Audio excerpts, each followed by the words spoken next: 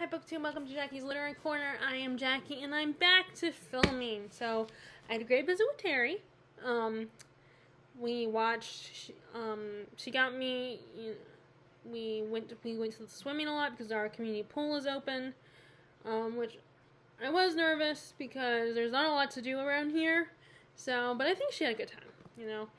She sounded like she had a good time, I think.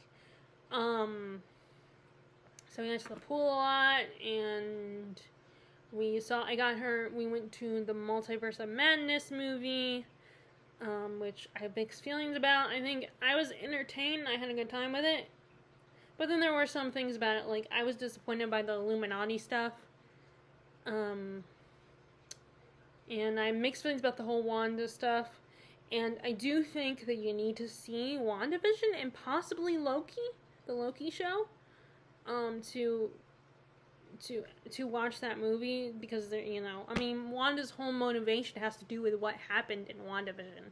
Like, I remember Terry was confused, and she's kind of more of a DC girl than a Marvel girl, so she doesn't watch a lot of the Marvel stuff unless she really likes the character. Like, she really loves Loki, which most people love Loki. He doesn't love Loki. I mean, it's Tom Hiddleston. And,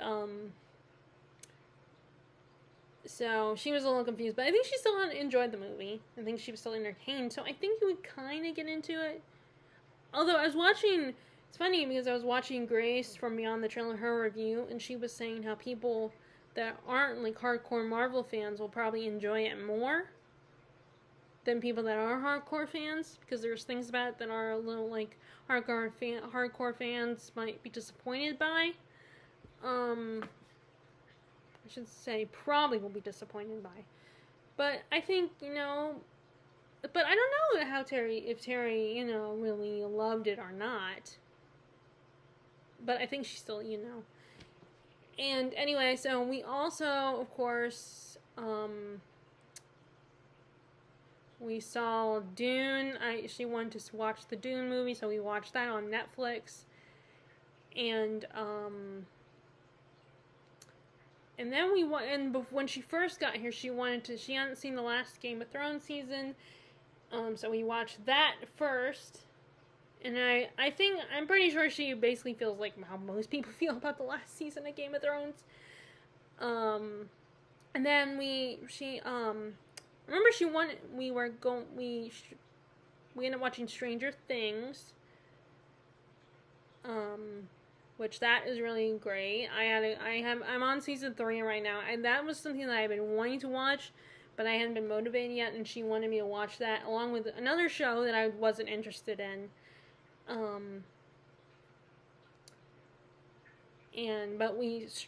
Stranger Things is kind of more my thing, and I was already curious. I already was interested and wanted to watch it at some point. I just hadn't gone around to it. So I watched it. So I had a great time, but I'm enjoying that right now.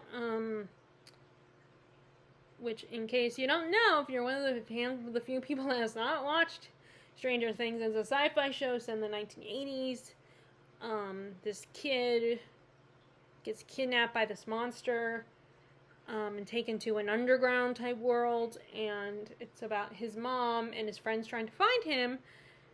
And there's this whole group of scientists trying to study this world where the boy was taken, and then also his friend's sister, the boy's friend's sister, also got taken as well. So there's that, and we also have a subplot with her, with the sister of the boy's friend, and how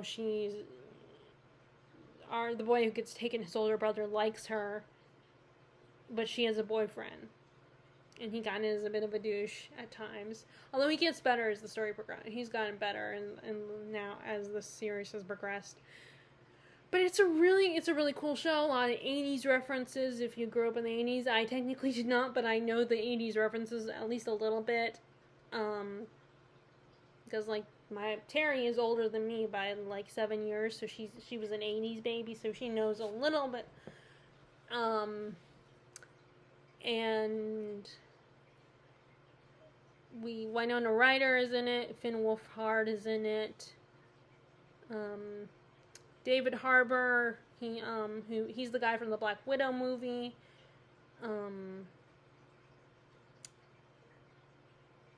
Can't think of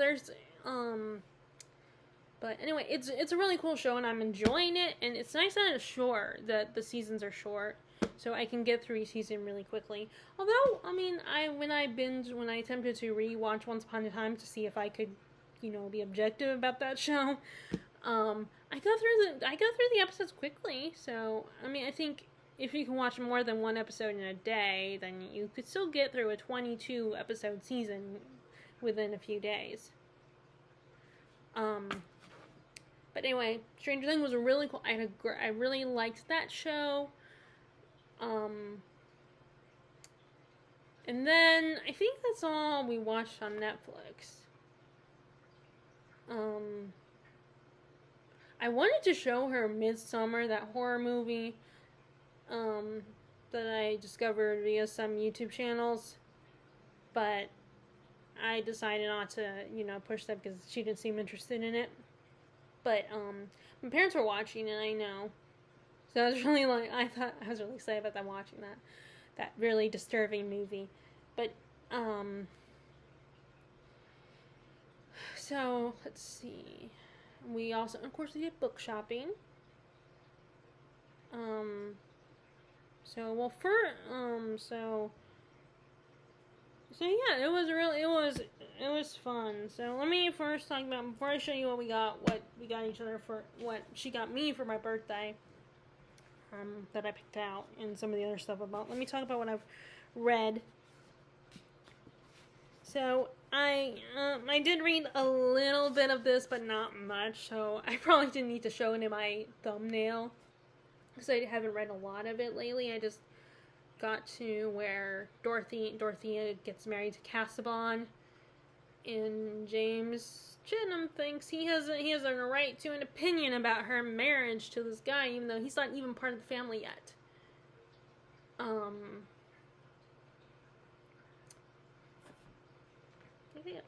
think that's... Oh no, that's from...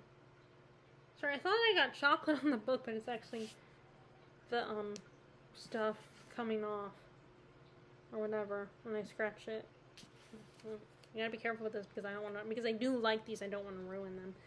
But I know people, oftentimes, people say they fade a little bit. So, really, I can't talk about much, but I figured I did read a little bit of this.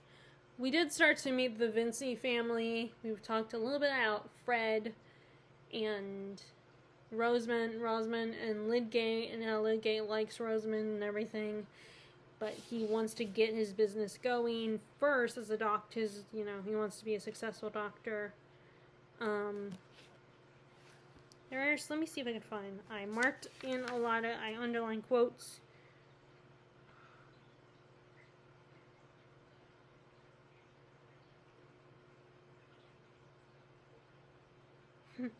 Here are, like, some of the quotes.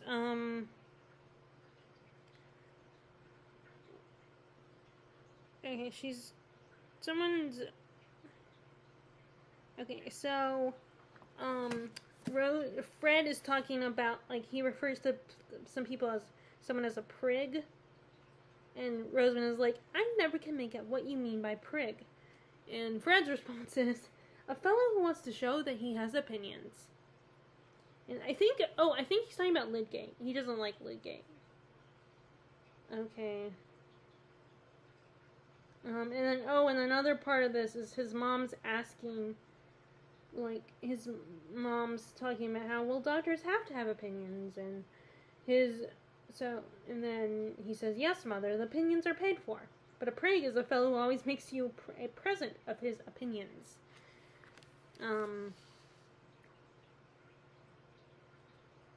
And then Rosamund is talking about how her brother is very disagreeable. A lot of stuff he says, and then his response is, I don't make myself disagreeable. It is you who find me so. Disagreeable is a word that describes your feelings and not my actions. Which some of these quotes I found when I had already come across, I looked up on the internet quotes for Middlemarch. So I was just marking them in my cloth bound copy. And yes, this is my cloth. I'm marking up my cloth bound. I know a lot of people don't like doing that. They like to have like a Penguin paperback to mark in while, and then have this nice fancy one just to read and show off on your shelf. But okay, and then this is the mom is talking about how she doesn't like slang when people use slang language, slang, and I think this is Fred comes in. I think Fred comes in at this point. Only the wrong sort of slang. All choice of words is slang. It marks a class. There is correct English. That is not slang. I beg your pardon. Correct English is the slang of prigs who write history and essays. And the strongest slang of all is the slang of poets.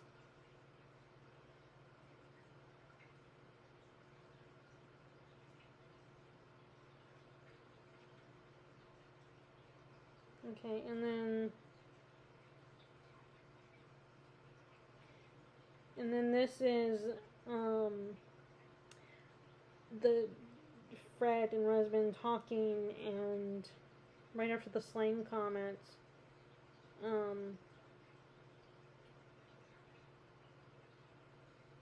okay, so the mom said something of not liking the word Rosamund used, and her daughter's like, "Are you beginning to dislike slang then?" said Rosamund with mild gravity. Only the wrong sort, all choice words, is slang. It marks the class. So I think that was the mom. There is correct English that is not slang. I beg your pardon, correct English is the slang of prigs who write. Okay, so that part was Fred. And then, his sister's like, "Oh, you will say anything, Fred, to gain your point. Well, tell me whether it is slang or poetry to call an ox a galette plater. Of course you call it poetry if you like." "Ah-ha, Miss Rosie, you don't know Homer from slang. I shall invent a new game. I shall write bits of slang and poetry on slips and give them to you to separate." I just thought that little scene was funny. Okay, and then I have also Rosamund is complaining about her brother and how he gets away with stuff constantly, and the mom, she's telling her mom, you gotta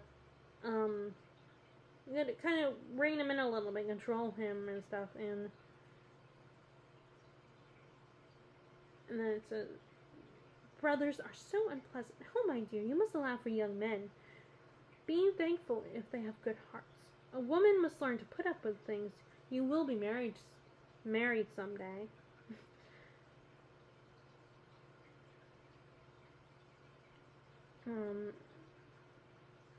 And she's like, "Not to anyone like Fred. Don't decry your own brother, my dear. Few young men have less against them, although he couldn't take his degree. I'm sure I can't understand why he seems to me most clever. And you know yourself, he was thought equal to the best society at college. So particular you are, my dear. I wonder you are not glad to have such gentlemanly young men for a brother. Gentlemanly young man for a brother. You are always finding fault with Bob because he is not Fred." "Oh no, Mom, only because he is Bob." "Well, my dear, you will not find any Middlemarch young man who has something against him." So I thought that was a little... Yeah, so,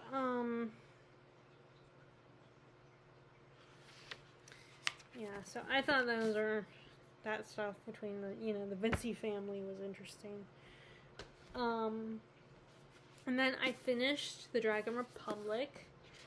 I'll talk about that in my wrap-up for May and June. And I don't know if I'll get a lot read in May in June, because I am reading... I'm going to be working a lot the next couple weeks. Although I have one day off coming up, and then I'm working again for a few days, and then I'm off, and then I have 2 days coming off, so, So hopefully, I don't know how much I'll get read this month, but I really love this. It was great. It was a great sequel. I know a lot of people were not happy with the Burning God, the last book, the third book.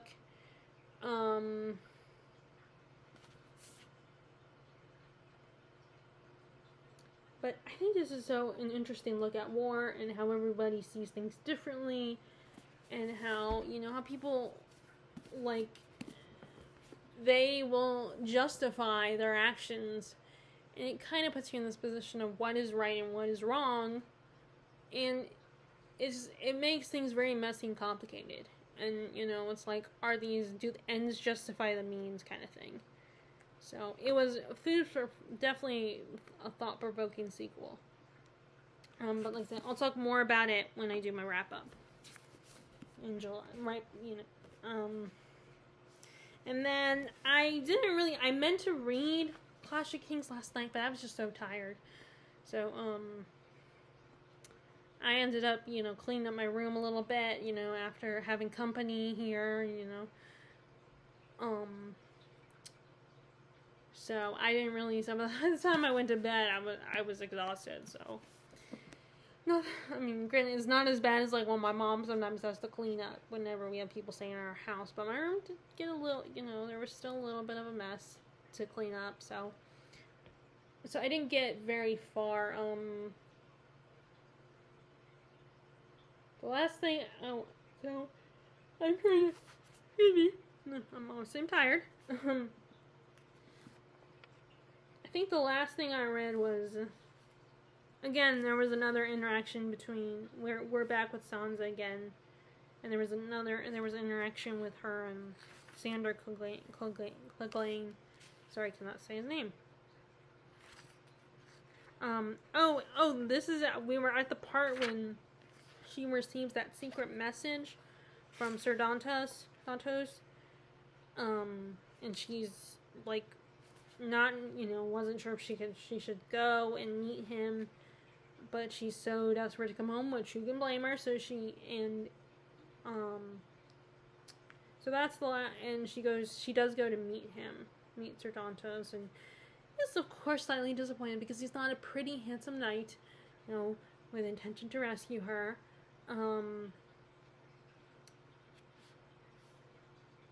So that's the last thing I remember. So I need to attempt to read this soon, because I don't want this to be another situation where this book is sitting on my shelf forever and I haven't picked it up yet. So I don't have a lot to report on this one. Okay, so this is the one where I have a lot to say. So we are back in the world of the Wheel of Time finally, and I need to get the 5th book though. I gotta get the 5th book soon. But this is book 3. And once again, I am such mixed opinions about these characters. Like, the teenage characters, on the one hand, I kind of understand them, and I kind of agree with them, the injustices they feel, but on the other hand, I also get annoyed with them a lot. The kids in the story. And they're constantly, like, distrust of Moraine, and like, automatically assuming you can't trust her, she's the bad guy, and she's controlling us, and only being like, and then I think Perrin being connected to the wolves I think it's cool personally, but I guess because everyone keeps saying wolves are dangerous and savage beasts, and they're dark friends and everything. The people that are the White Cloaks keep saying, they're dark friends. Like, the White Cloaks don't know what a dark friend is, clearly. And, there's a lot of that going on. Of people accusing other people of being dark friends, and it's like, so crazy in Cancer. No one can trust anyone.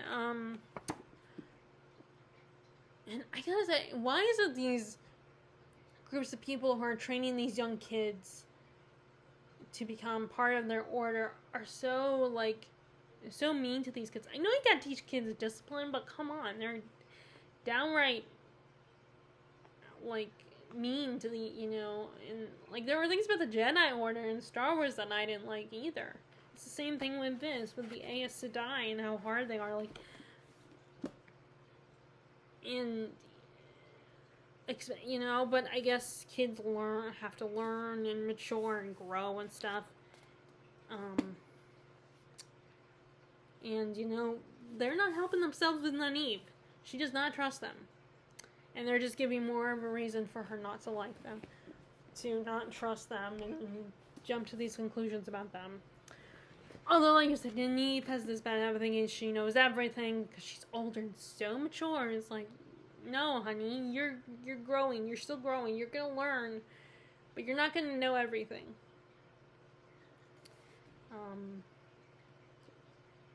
But yeah, so I might read a little bit tonight. Although my dad was just saying it's a perfect day to go to the pool because it is in the 90s today. So who knows? Maybe I'll decide this evening to go to the pool. Like he'll ask me about it, which is fine. I will not say no because it was like when I was at work today, bringing in the carts from the parking lot. I was thinking it would be the perfect day to go to the pool. So that might happen, but yeah, I'm really liking it. I don't know what it is, but I'm not. Granted, I haven't got to the middle part where they say it gets kind of boring. But so far, I'm still loving the series, and I don't think it's too overly detailed with the descriptions. I mean, maybe a little bit, but it doesn't bother me as much, So far, I'm having a good time with the series, but like I said, I haven't got to the middle books yet. The books that they say get a little tedious. But I'm gonna keep going. I mean, it's kind of sad, though. There are people that just... There are a lot of, it seems like there are a lot of booktubers that just give up on the series. And some of the, like... It's funny that, I think Elliot Brooks, she's a huge Witcher fan and everything, and she loves the books. But me, I lost interest in the books all of a sudden. Like, I'm not as into the books. Meanwhile, I bring that up because she also attempted to read this and doesn't like these books, So it's kind of funny that it shows how different people's tastes are. You can feel like you have a lot of books in common with someone, but then realize that there's a few books that you don't have in common, or that they, a book that that you love, that you think that they like, and then all of a sudden they change their, may realize later that they don't like it, and yet you still can like it. But yeah, so, sorry,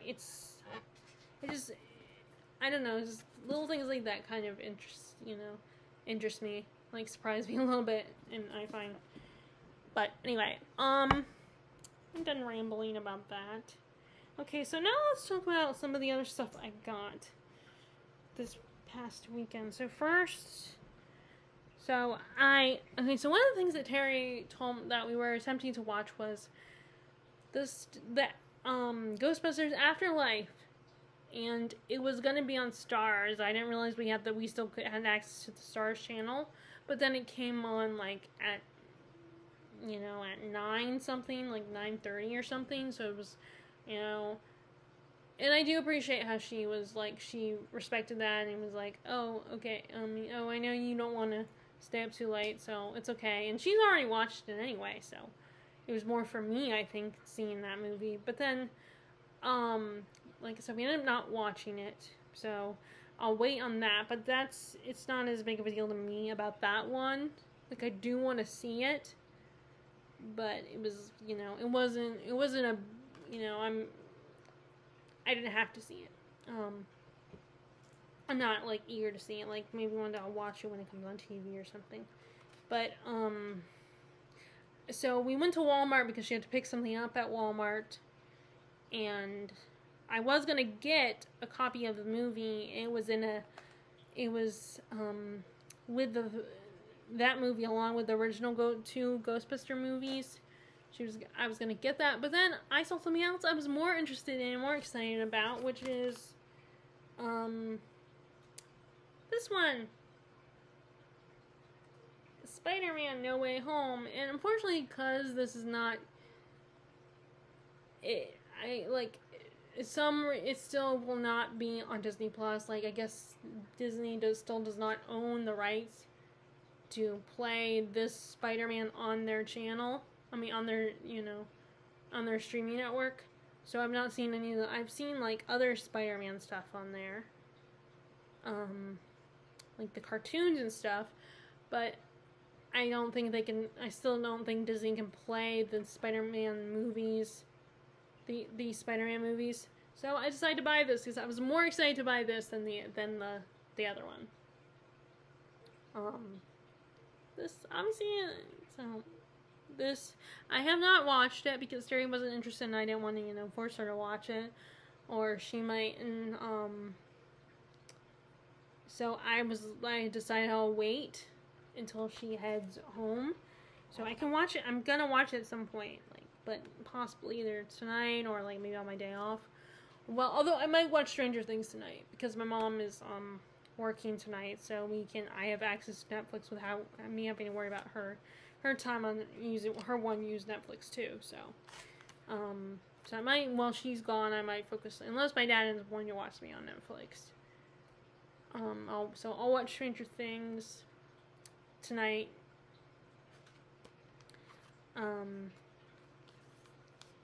But anyway. And I might wait until, the night, maybe tomorrow night or something. I'll watch this. Start my, or maybe, I don't know. But anyway, but yeah, I'm excited to watch this. Especially because, a lot of people are in this, people are in this movie. A lot of cameos, a lot of people are, well, more than cameos. A lot of cool people are in this movie, so, and there's a lot of bonus features, so, so I got this. Okay, now, and the last thing I'm going to show that I bought myself, so I love Bath & Body Works. I love using their products, but they are kind of pricey, because it's Bath & Body Works, and you're paying for the brand, Bath & Body Works brand, so I don't go there. I don't always buy products a lot there. But I really like it when I do. And I do have an excuse to go more often. Because also, I get these little hand sanitizers that do not smell like alcohol. Like the regular. They actually smell good. This one is cucumber melon. And they have a, 5 for $8 thing. Or I think you get 5 for $8, I think, or something like that. But it's, if you're constantly gonna use hand sanitizer, you may as well get one that smells really good. So, I got this one, and then they got a bunch of spring scents in there, that you can get. But this is the one I think I'm gonna put on my little lunch bag for work once I'm out of the other one. But the other one is, I think, peach or something. Some peach scent or something. I'm currently using at work. And they had a whole table of certain scents that you can get, buy two, get one free kind of deals. So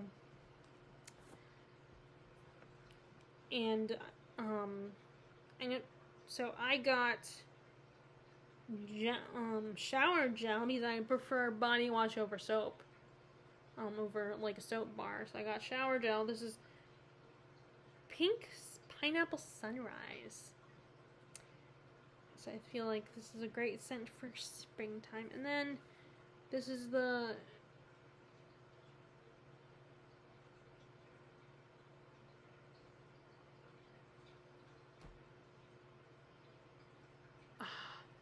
okay, sorry, I just realized something.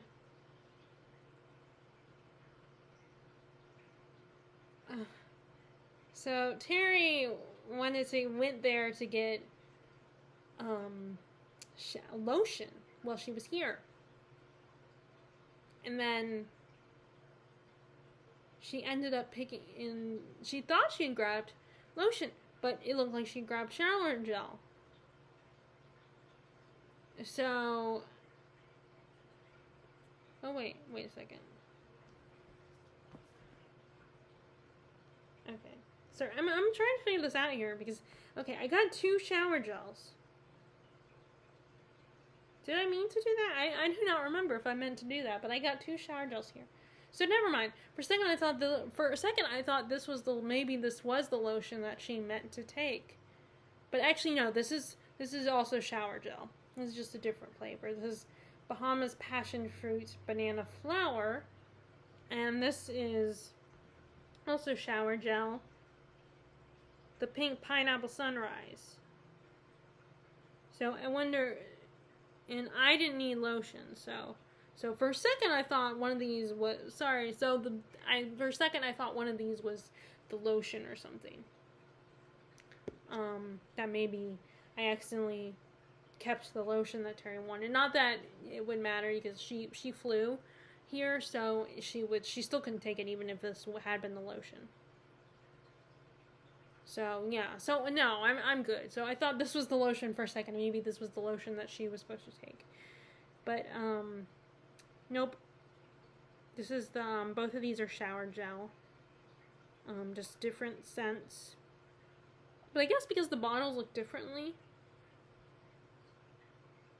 So I think I also, maybe at the time I thought one of them was lotion. Not that I really need lotion. So, well, maybe not. Because I have the huge bottle of lotion, I'm still working on, so, I don't know. But but yeah, it was, for a second there I thought maybe I had the lotion that was supposed to go, that Terry had bought.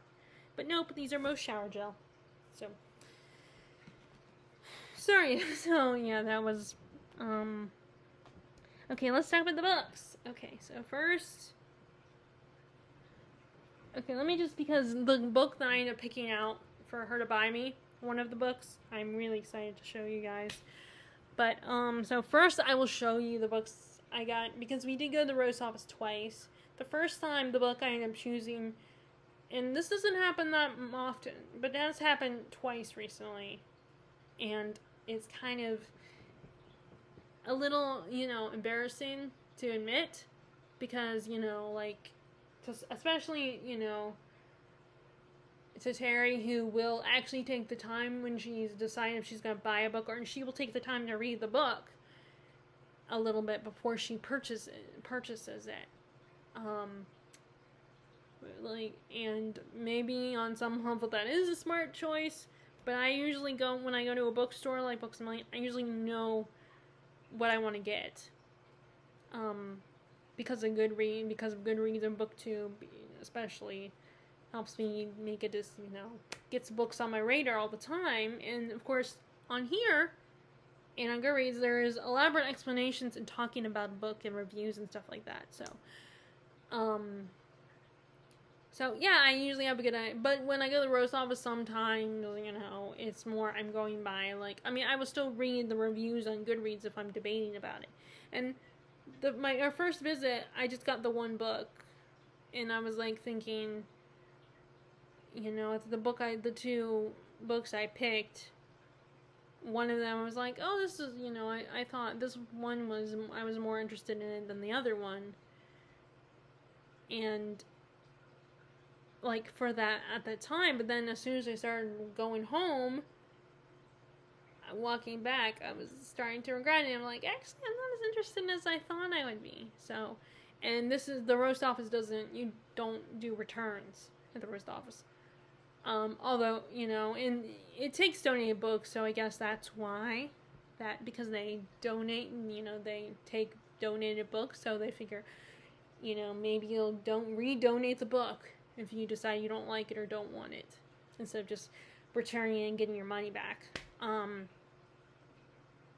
But I ended up, so the book is in the donation pile. I started reading it a little bit, and I just wasn't feeling the book. I wasn't excited to read it.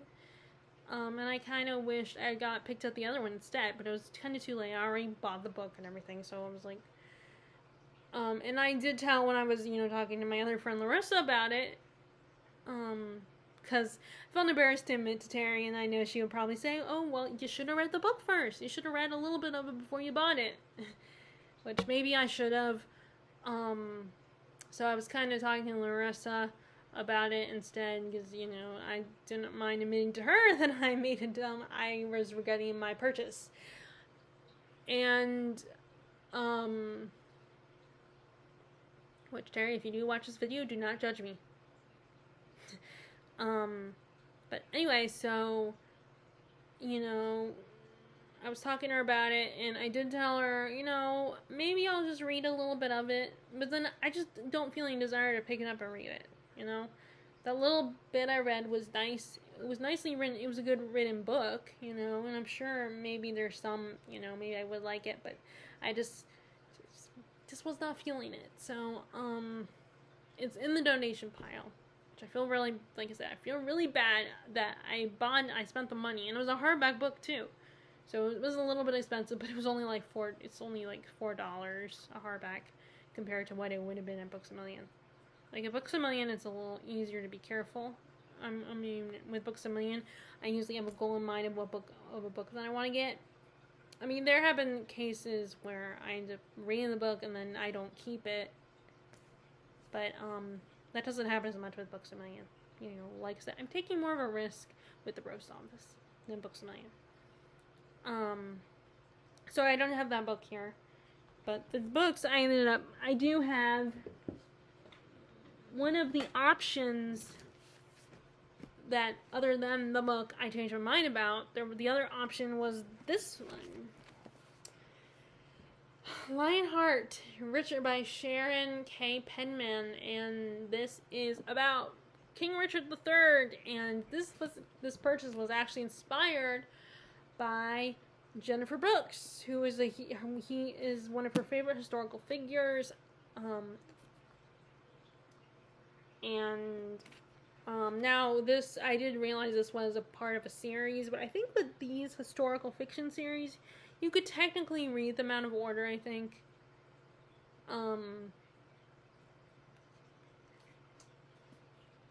Because I mean, when you learn about historical events, you don't learn them in you don't always learn about historical events in chronological order, and there are aspects of history you might be more interested in anyway. So I think I could technically get away with reading this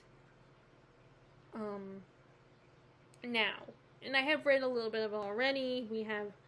But we're not with Richard III, but although I do think Richard III is the brother of one of the characters that we're presently with. But we are with this young girl, which I did not realize that she was like 12. I thought she was like at least 16 or 18. But she's 12, and her and her brother are traveling on a boat, and they run aground, and they have to, her and her brother have to get off the boat and escape onto land in Sicily. But unfortunately, he ends up realizing he needs to go back and help save these other sailors. And of course, the girl, Alicia's her name, does not want her brother to go back. She's afraid for him, and of course, something happens to him, and he dies. So she's taken in by this woman, this noble lady, who turns out to be, I think she is the sister of King Richard III. I think the little girl's name is Alicia. And there is, unfortunately, and I guess that in Sicily they didn't like Jews, because there's historically, which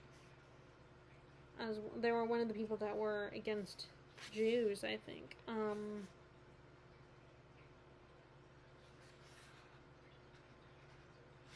Because there's a lot of talk about that, and how, you know, she is given a very, I think I remember this, her name is Alicia. She is given a very negative perception of these people, but then she meets this one woman who is actually not what she expected, and is actually really nice, and not what she's told about her people such as herself. And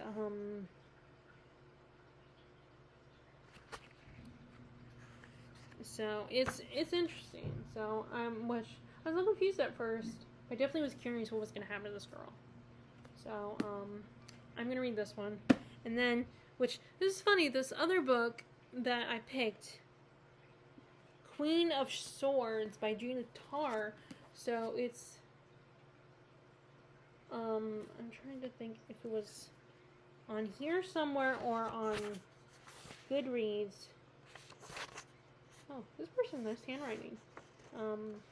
It might have been on Goodreads, on a Goodreads review, where they said if you like, actually it said, if you like this author, Sharon K. Penman, then you will like Judith Tarr. So I thought that was kind of funny that, the two books I was interested, like one of them said if you like this author of the author of the other book I picked out, then you'll like this one. So so that might be a good sign. So I'm gonna read the back of this one because I don't remember what it's about from when I looked up before. So from the court of Jerusalem to the battlefields of Crusades and the glorious city of Byzantium, here are the pageantry and danger of the 12th century Europe's greatest adventure. Melisande was the oldest daughter of Baldwin of Jerusalem, a princess of the Franks, and since she had no brothers heir to the Crusader kingdom, the crown would go to a man who married her, and afterward to her son. But Melisande was a strong woman. The law that forced her to marry instead of taking the crown in her own name was a thorn in her side. It was she who ruled the city, and juggled the politics of the church and court. The knights of Jerusalem fought in her honor, many of the best sworn to a personal service. Melisande would not submit easily to the husband's rule, nor for long. So at the moment, I am definitely interested in, so obviously at the moment, I'm kind of interested in, like, medieval historical fiction. Because it's a historical fiction category that I've thought about, and I keep coming back to every so often, and I like the idea of it. But then I end up getting sidetracked by fantasy, so I keep trying, so I think I need to I'm definitely giving these two a shot. And like I said, I end up not liking them. The good news is I didn't spend that much. I spent like $3 on both of these, so.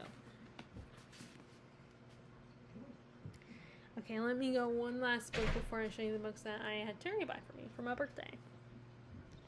Okay, next, the last one is right before Terry came, I got this one. I went in and bought Firestarter because I had a mass market paperback copy of Firestarter, but then you know me, I've been slowly getting rid of my mass markets or replacing them with regular size paperbacks because I prefer these. So I got this one, and it was and obviously it's cheaper at Walmart than Books A Million. So this is basically about a girl who's a pyrokinetic, and I think her parents also had some kind of psychic powers or something. But her mom, I believe, dies, and so it's just her and her dad's trying to protect her.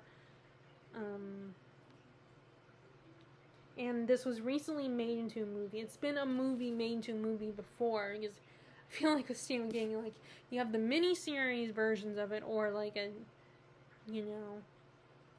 then a lot of times people re-adapt it. It gets adapted again into another. So a lot of like Jane Austen based works, there's a lot of Stephen King adaptations. I feel like, which is funny because like I guess Stephen King doesn't mind it as much when people adapt his work as long as he has some authority on it. Like, he made his own adaptation of his book The Shining when the Stanley Kubrick movie wasn't loyal to the book. Which I think you definitely have two camps with that movie. Like, you have the people are fans of the Stanley Kubrick movie, and then you have people that are, loyal to his original novel. Which I think I'm kind of in the middle because I thought the movie was pretty good, but it's not the best adaptation. And I almost think you gotta do that with adaptations. You gotta look at them as separate things, compared to their original source material. So, I am excited to read this. And I figured the summer would be a good time because I don't know why, I feel like books about like fire or heat or something are good summer reads.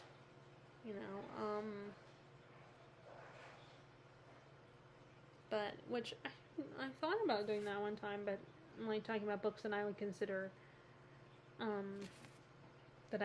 summer reads, because I mean I'm not really a seasonal reader. You know, I read my books whenever I'm in the mood to read them. But there are some books where I could see where they would have certain seasonal vibes. Like this one being a fire, like she's a fire starter, so maybe you could read this during the summer. Which I am going to. Anyway, so now let's talk about the books that Terry got me first. So I have decided to continue with Dune, the Dune series. So I got Dune Messiah, the second book, which is a lot shorter than the first book. And this is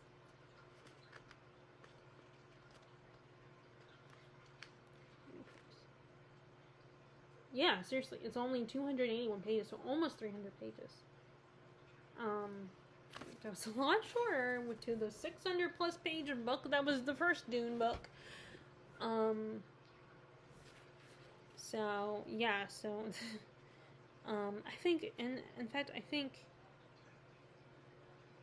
the first Dune book is the longest book in the series. I think. I'm not 100% sure on that, but this is the second book. And I did not read the back of this, so I'm going to read the back. Okay, so Dune Messiah continues the story of Paul Atreides, better known in fear as the man christened Muad'Dib. I still don't know how to say that, and even though I watched the movie, you know, I don't know if the movie, I think it might have mentioned the name they wanted to give him. So I'll have to pay attention to that in the second part 2. As the Emperor of the unknown universe, he possesses more power than a single man was ever meant to wield. Worshipped as a religious icon by the fanatical freemen, Paul faces the anemone of political houses he displaced when he assumed the throne, a conspiracy conducted within his own sphere of influence. And even as House Atreides begins to crumble around him from the machinations of his enemies, the true threat to Paul comes to his lover, Shani, and the unborn heir to his family's dynasty. And these ones include an introduction by, I think Brian Herbert is Frank Herbert's son, I think. So yeah, this can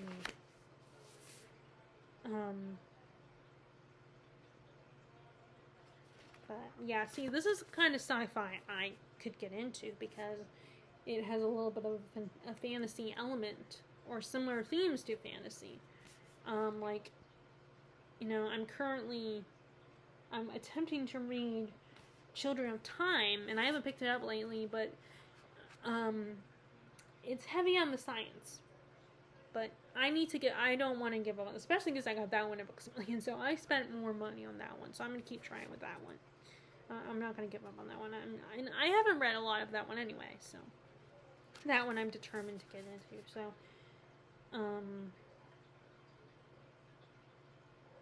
which makes me, I think the next book, let's see, because let me look at because it usually says the list of the books.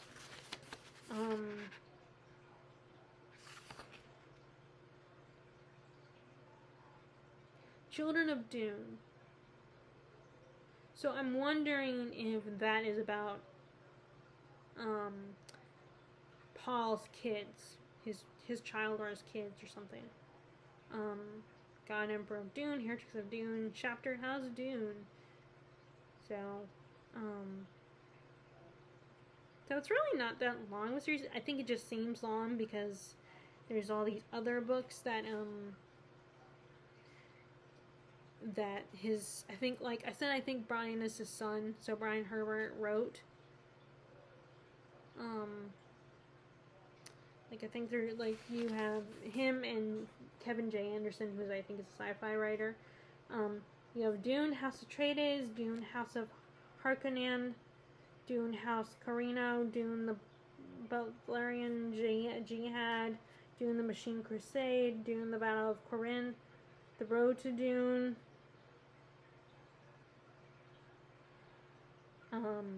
Hunters of Dune, Sandworms of Dune, Paul of Dune, The Winds of Dune, Sisterhood of Dune, Mentats of Dune, Navigators of Dune, Dune, the Duke of Caladan. So I think that's why it seems a little bit longer, because it's really, there's only, in the original, the main series, there's only 1, 2, 3, 4, 5, 6. There's only 6 books. You know? So there's not that many books. And, you know, of course the writing style is a little different. You know, and it is older, so there are some dated aspects of it that, you know, not every modern reader likes. So I decided to go and get this one. And then, the one I am most excited about, which is ironic, because I was so determined never to read the books,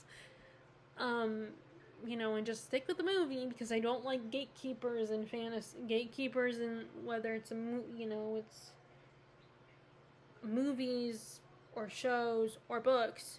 I don't like gatekeeping, or comics, not that although I don't read comic books, those people that are like, you're not a fantasy fan if you don't read this series. But one day I decided to get it. One day I did get it via audiobook. And then finally, and I did, like, years ago, I gave my original copies of this book. Because it's and I say book for a reason. Even though it's technically, it was a trilogy, like, physically. It was in the format of a trilogy, which I'm sure maybe you guys have figured out what I'm referring to. And I gave him to Terry because she did like it. Although she also has only read 2 of the books, and I've only read 1 of them. But it is this, the 50th anniversary of Lord of the Rings. I kept coming back to this and thinking about getting it, and I kept thinking, am I only going to get it because I feel pressured to get it? But I do enjoy the movies. I love the movies, and I'm one of the minority group of people who actually likes the Hobbit movies. I know a lot of people don't like them, because, like, I think part of it is because Peter Jackson turned it into a trilogy for one. And the original book is actually a children's book, despite its length.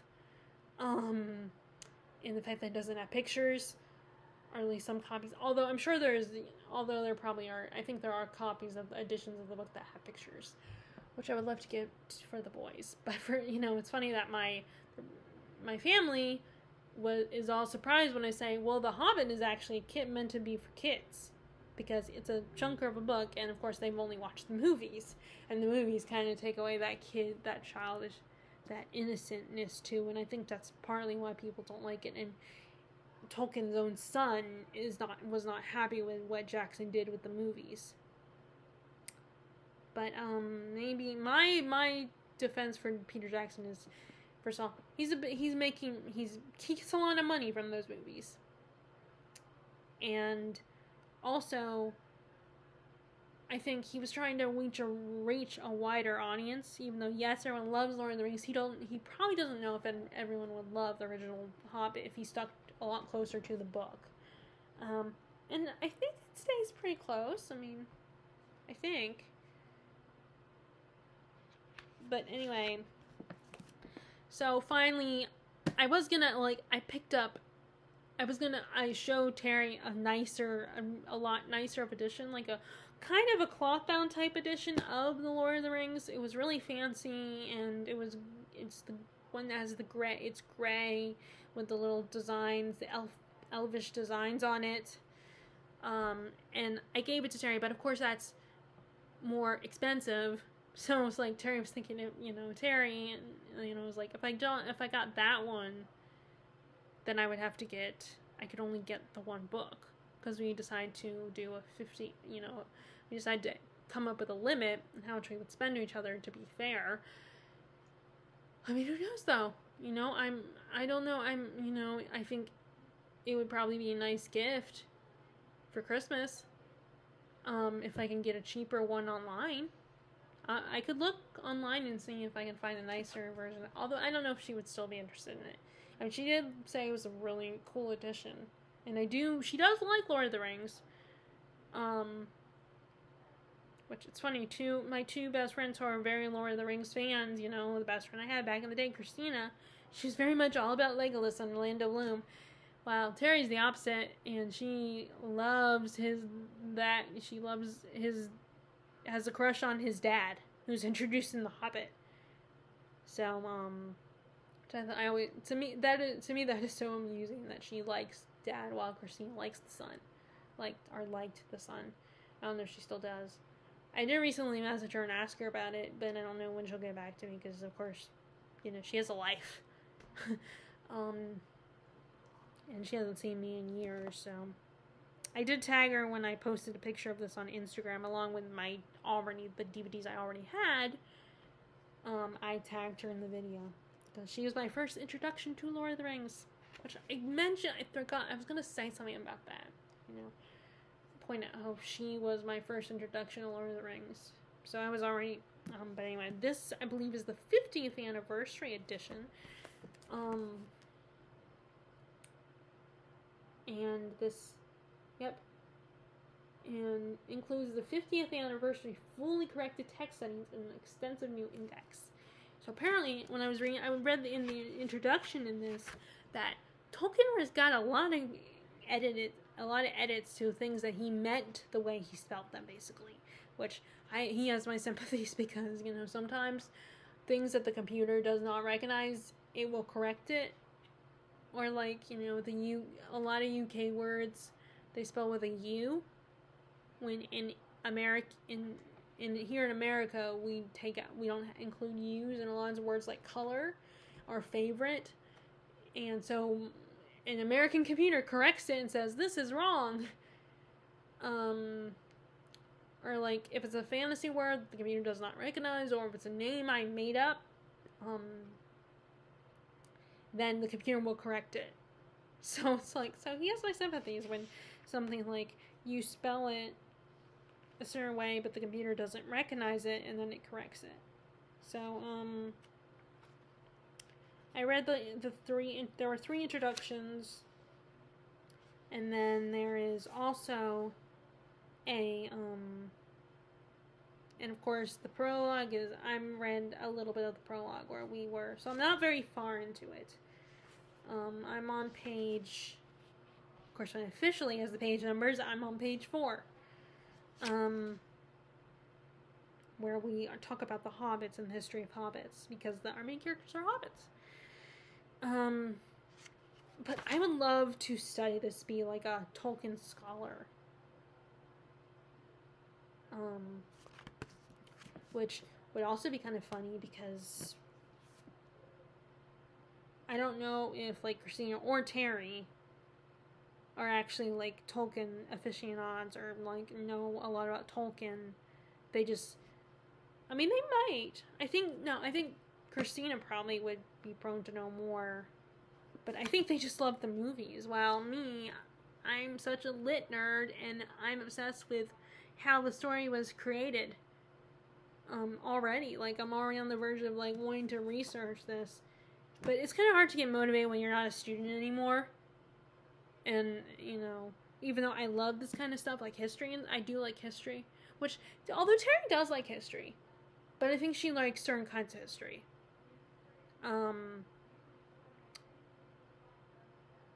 I like literary history personally, so I guess I also like certain kinds of history too.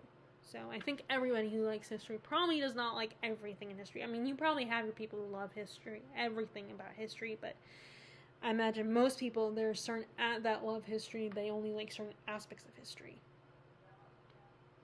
I'm sure, I think, my Aunt Tara is a history person, but I think she only likes certain, again, she's also someone who only likes, I think, certain aspects of history. But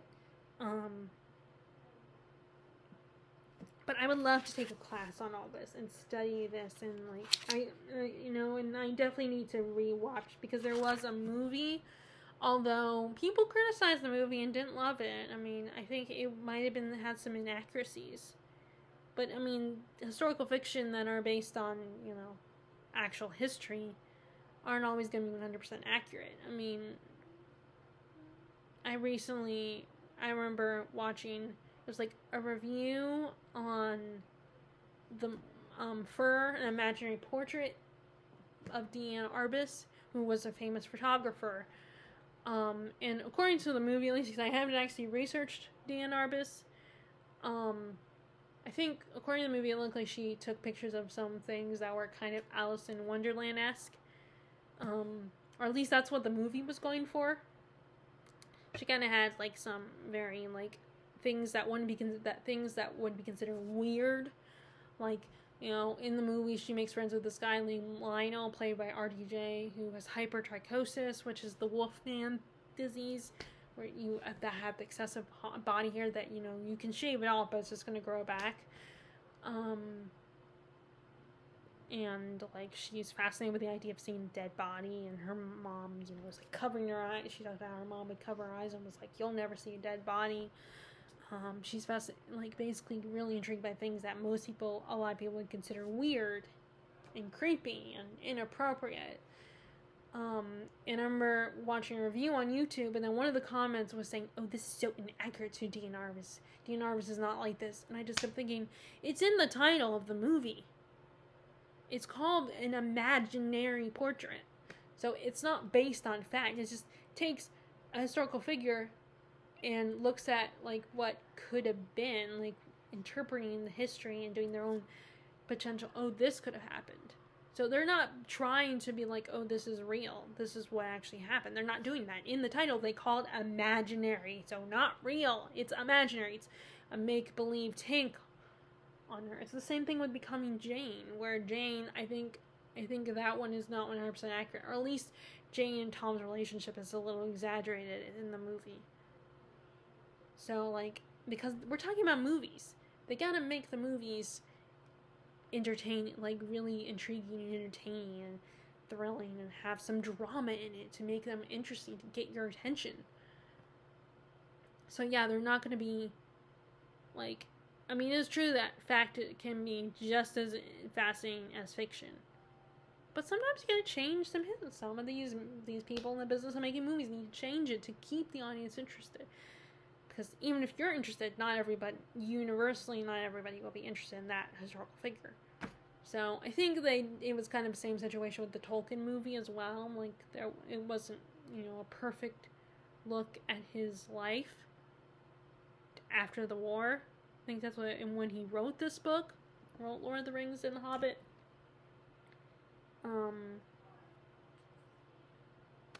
but I still want to watch it, and I would love to do some research on Tolkien and everything, like learn more about Tolkien and stuff like that.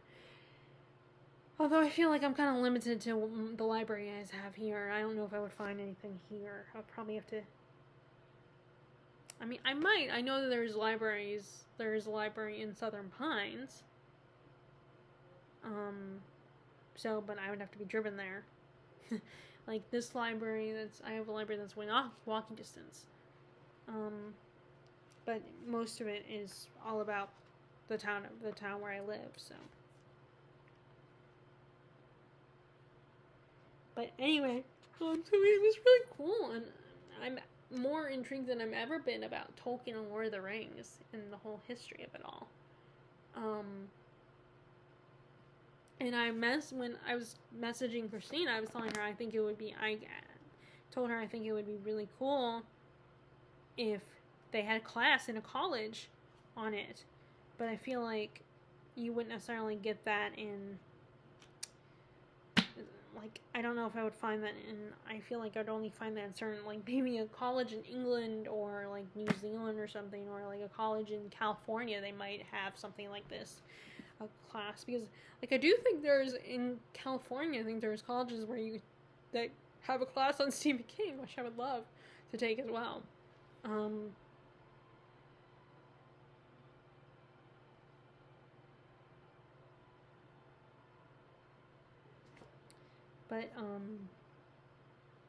Yeah, it would be great to read this, especially because on the featurettes for the Return of the King, I know they talk about how the movie is filmed in a way that certain scenes had to be switched around in the movie Like, there were a lot of changes the movie had to make that people were cool with.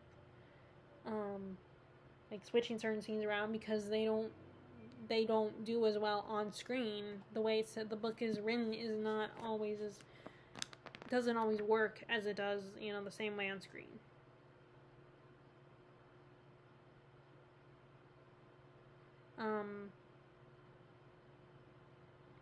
And I will attempt Silmarillion, which Terry actually read Silmarillion, I think. She might not, I don't know if she'll... It's been a while, though, when I last heard her say that, when I remember her saying that she read Silmarillion, so she might not remember that she read it, but I believe she did. Maybe, but maybe not. Which, I just remember being surprised that she read it, because I assumed that it wasn't as easy. But then I've come to realize over the last few years that books that I thought were hard to read, it wasn't because they're hard to read, it's because they're so long that I can't get through them. Now there are some, of course, like epic poetry, for instance, that are a little more challenging as far as the writing style. But anyway, this is the gift I'm most excited about, because it was just really cool to have, and it almost felt like, for a brief moment, I was reconnecting with an old friend, And I mean that in more ways than one. Like, with this first thought, and then also with connecting with Christina again. I hadn't spoken to her in a long time, and of course she has her life, I have mine. But, like, I was motivated to, kind of tag her on Instagram and message her, and, not that she probably won't respond. Like I said, she has her life. And I think last I heard she was in New York. But it's kind of cool to, I will always associate her with Lord of the Rings. She's the one who introduced me to Lord of the Rings and got me into it, Like, and I remember her room was covered with Lord of the Rings stuff, like memorabilia, action figures, and it was, and at the time I couldn't get into it. Not in the sense of reading the books. I attempted to, but I was more intrigued by just watching the movies, and I will forever associate this with her. She will always be my reminder of this, like, I always, I feel like a lot of times I associate certain people with certain franchises and stories. Like, Larissa is, for me, Marvel, despite the fact she hasn't really caught up lately. Christina will probably Star Trek and stuff like that. Which I gotta continue watching Deep Space Nine, because apparently that's gonna be taken off of Netflix. So, which I wonder if Next Generation has been taken off of Netflix. If Deep Space Nine is going to be taken off of it at some point, then maybe Next Generation has already been taken off of it. Which will be disappointing, because I was eager to watch it, and I was into it. Who knows, it might be on Hulu, or this might be something I actually will buy on DVD. But anyway,